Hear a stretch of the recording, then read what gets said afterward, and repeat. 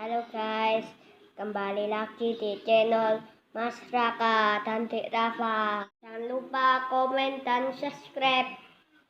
Melihat tingkah aneh Jiang Yulian, Chen Ping langsung menjadi waspada. Mengapa ada jiwa lain di tubuhmu? Mungkinkah tubuhmu diambil darimu? Jiang Yulian bertanya dengan kaget. Dia merasakan sisa jiwa api oker di tubuh Chen Ping. Bagaimanapun, sekte jiwa iblis sangat berpengetahuan tentang jiwa dan juga sangat sensitif, jadi wajar jika dapat mendeteksi bahwa Chen Ping masih memiliki jiwa di dalam tubuhnya. Tubuhku tidak diambil. Memang ada sisa jiwa di lautan kesadaran. Itu temanku. Tubuhnya hancur dan jiwanya lemah, jadi aku tinggalkan dia di lautan kesadaran. Tanda seru. Chen Ping menjelaskan. Zeyan sangat tersentuh saat dia mendengar Chen Ping memanggilnya teman. Sudah sekian lama Zeyan hidup di lautan kesadaran Chen Ping, dan keduanya akan sering berkomunikasi satu sama lain. Namun, Zeyan tidak pernah berani berharap bisa menjadi teman Chen Ping. Anda harus tahu bahwa dia telah mengetahui sebagian besar identitas dan rahasia Chen Ping selama ini. Dia hanyalah seorang pembudidaya iblis kecil, beraninya dia membandingkan dengan Chen Ping. Sekarang setelah Chen Ping mengatakan ini, Zuyan tergerak ke titik di mana seorang sarjana akan mati demi orang kepercayaannya. Sepertinya temanmu sangat penting bagimu, dan kamu sangat mempercayainya, tapi tidak ada yang berani memasukkan jiwa orang lain ke dalam lautan kesadarannya sendiri. Jika pihak lain memiliki niat jahat, mengendalikan lautan kesadaranmu, dan mengambil tubuhmu, maka kamu akan hancur. Jiang Yulian berkata dengan heran. Chen Ping hanya tersenyum dan tidak menjelaskan. Lautan kesadaran Chen Ping, apalagi sisa jiwa yang terluka seperti Zeyan, bahkan jiwa yang kuat memasuki lautan kesadaran Chen Ping seperti berada di dalam sangkar. Jika Chen Ping ingin mereka mati, mereka akan mati. Jiwa Huda dan Huer memasuki tubuh Chen Ping dan berusaha merebut tubuh Chen Ping, namun Chen Ping dengan mudah membunuhnya. Adik perempuan, kamu baik-baik saja? Zheng Jian terhuyung dan bertanya pada Jiang Yulian dengan prihatin. Aku baik-baik saja, kakak, apa kabar? Jiang Yulian bertanya. Dia belum mati, dia hanya mengalami beberapa luka dalam. Zheng Jian tersenyum masam, lalu menatap Chen Ping dan berkata, terima kasih rekan Tao yang telah membantu saya berterima kasih. Sama-sama, saya melihat Anda terluka. Jika Anda tidak mendapatkan perawatan tepat waktu, meskipun Anda tidak akan kehilangan nyawa, saya khawatir akan sulit bagi Anda untuk meningkatkan kekuatan Anda di masa depan. Petik 2. Chen Ping memandang Zheng Jian dan berkata.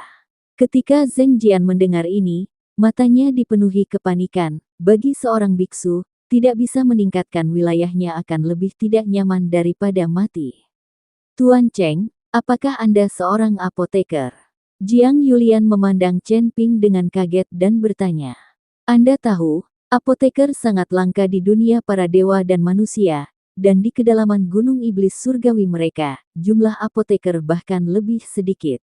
Bagaimanapun, tingkat kekuatan apoteker tidak terlalu tinggi, dan dia tidak akan dengan mudah pergi ke kedalaman gunung iblis, terlalu berbahaya di sini. Saya hanya tahu sedikit tentang keterampilan medis. Setelah Chen Ping selesai berbicara, dia mengeluarkan jarum perak dan berkata kepada Zheng Jian, rekan Tao, mohon tahan nafasmu untuk saat ini. Saya akan mengeruk memar di tubuhmu untukmu. Setelah meminum obat mujarab, kamu bisa perlahan pulih. Terima kasih banyak. Zheng Jian mengangguk dan menahan napas tanpa ragu-ragu. Bagi Chen Ping, Zheng Jian sebenarnya memiliki kepercayaan yang tidak bisa dijelaskan.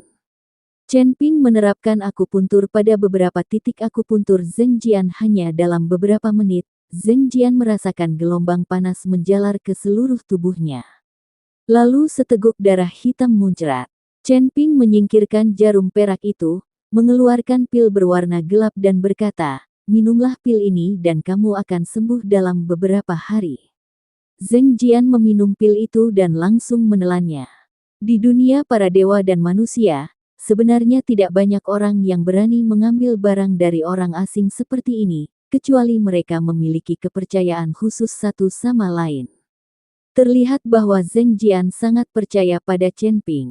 Setelah menelan pilnya, Zheng Jian merasa jauh lebih baik. Tuan Cheng, terima kasih banyak. Anda tidak hanya menyelamatkan saya, tetapi Anda juga menyembuhkan kakak laki-laki saya. Saya ingin tahu kemana Anda akan pergi. Jika Anda tidak keberatan, saya harap Tuan Cheng bisa datang ke jiwa iblis kami sekte dan duduklah bersama kami. Lakukan yang terbaik yang Anda bisa sebagai pemilik tanah. Petik 2. Jiang Yulian bertanya pada Chen Ping. Sejujurnya, saya datang ke kedalaman Gunung Iblis hanya untuk menemukan batu iblis. Chen Ping berkata sambil tersenyum. Chen Ping melakukannya untuk memilih batu iblis surgawi, dan juga mengunjungi gua menelan iblis.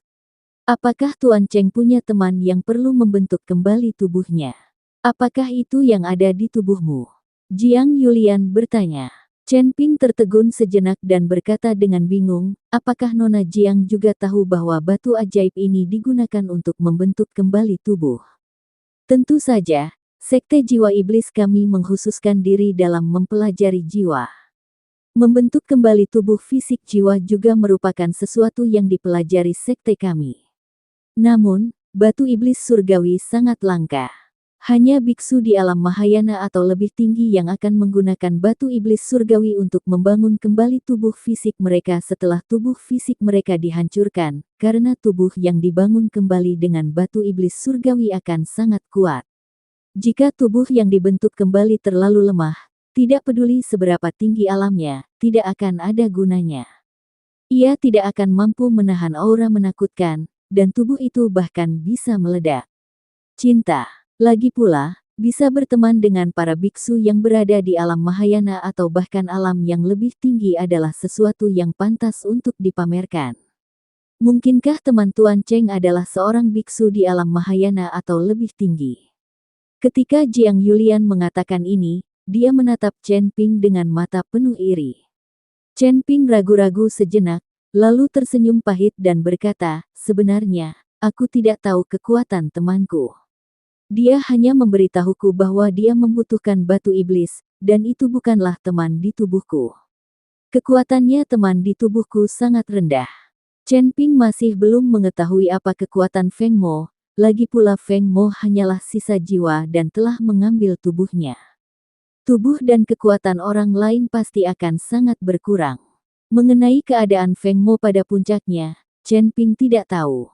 Ada juga iblis yin, iblis darah, dan Chen Ping tidak mengetahui wilayah mereka. Namun, Chen Ping tahu bahwa orang-orang ini pasti dapat dianggap sebagai makhluk kuat di dunia surga dan manusia, jika tidak, mereka tidak akan bisa ditindas. Mereka mungkin berada di alam Mahayana, atau mereka mungkin telah mencapai alam abadi yang lebih tinggi.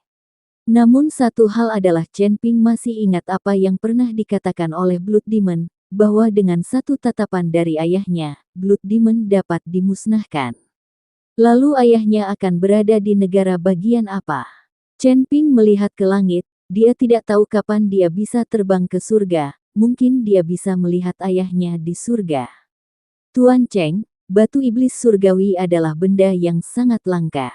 Meskipun kami telah tinggal jauh di dalam gunung iblis surgawi selama bertahun-tahun, kami belum pernah melihat batu iblis surgawi, tetapi mungkin saja tuanku mengetahui beberapa berita tentang batu iblis surgawi, kata Zheng Jian kepada Chen Ping. Niat Zheng Jian sangat jelas, yaitu membiarkan Chen Ping kembali ke sekte jiwa iblis bersama mereka, mungkin dia bisa mendapatkannya. Chen Ping sendiri juga mengetahui bahwa tidak mungkin menemukan batu iblis surgawi dengan berkeliaran di kedalaman gunung iblis surgawi. Dia bahkan tidak dapat menemukan gua penelan iblis. Dia harus memiliki seseorang yang dia kenal baik untuk membimbingnya, jadi dia mengangguk dan setuju untuk mengikuti Jiang Yulian dan yang lainnya kembali ke sekte jiwa iblis. Chen Ping mengikuti Jiang Yulian dan Zheng Jian menuju sekte jiwa iblis. Faktanya, Chen Ping tidak tahu bahwa gua menelan iblis hanya berjarak beberapa ratus mil dari tempat mereka berada sekarang, dan mereka bisa sampai di sana dalam waktu kurang dari sehari. Pada saat ini, jauh di dalam gua menelan iblis, Lebih dari selusin mayat pembudidaya iblis ditempatkan di tanah. Pakaian mayat para pembudidaya iblis ini sebenarnya sama dengan pakaian Jiang Yulian dan Zheng Jian. Mereka juga seharusnya murid dari sekte jiwa iblis. Di dalam tubuh, Ningzi duduk di depan mayat-mayat ini dan tiba-tiba membuka mulutnya. Gumpalan kematian terus-menerus dihirup oleh Ningzi. Awan kabut hitam mengelilingi puluhan mayat. Gumpalan energi mematikan terpancar dari mayat itu. Ning Kaichen dan Qi Peijia mengawasi dari kedua sisi. Ekspresi kedua orang itu berbeda. Mata Qi Peijia dipenuhi amarah dan pengecut. Wajah Ning Kaichen penuh keraguan dan kebingungan. Sejak Qi Peijia membawa Ningzi dan Ning Kaichen ke gua penelan iblis, dia tidak pernah menyangka bahwa kekuatan Ningzi akan meningkat pesat, dan dia akan mempelajari keterampilan sihir tanpa seorang guru. Ada banyak gambar dan teks tidak jelas di dinding batu di mana-mana di gua menelan iblis, dan Qi Peijia hanya dapat mengidentifikasi sepersepuluhnya. Ningzi datang, tetapi dia memahami lebih dari setengahnya, seolah-olah Ningzi selalu menjadi seorang kultivator iblis.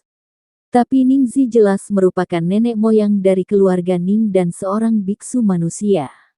Qi Peijia tidak bisa mengalahkan Ningzi sekarang. Dan sekarang bos di gua menelan iblis menjadi Ningzi.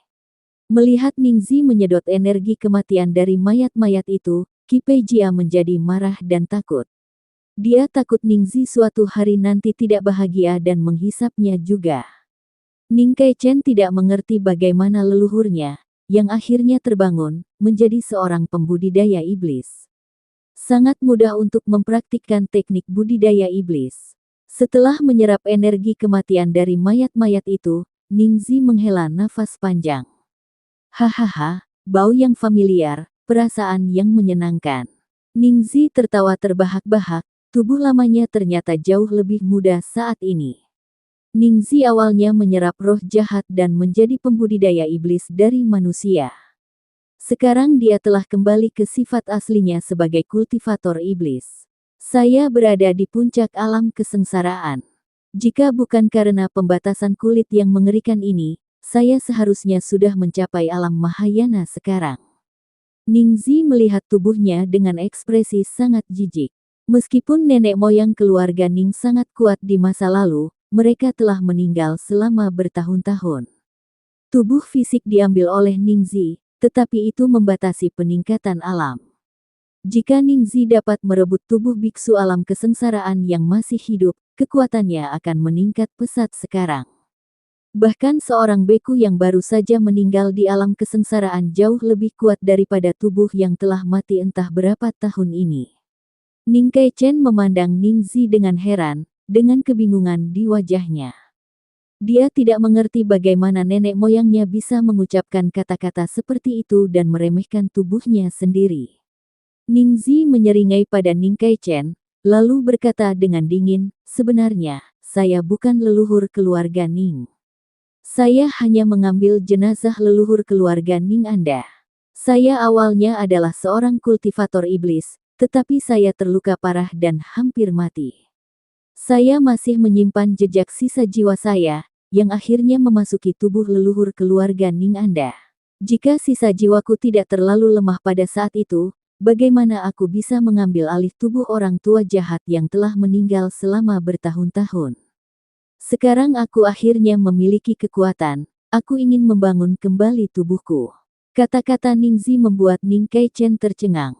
Dia tidak pernah menyangka bahwa leluhur yang dia ikuti dengan keras sebenarnya adalah seorang pembudidaya iblis. Sekarang, dia akhirnya memahami semua perilaku aneh nenek moyangnya selama periode waktu ini. Wajah Ning Kaichen penuh amarah, dia menggantungkan semua harapan kesuksesan keluarga Ning pada leluhurnya. Sekarang dia mengetahui bahwa leluhurnya telah menjadi orang lain, yang sulit dia terima.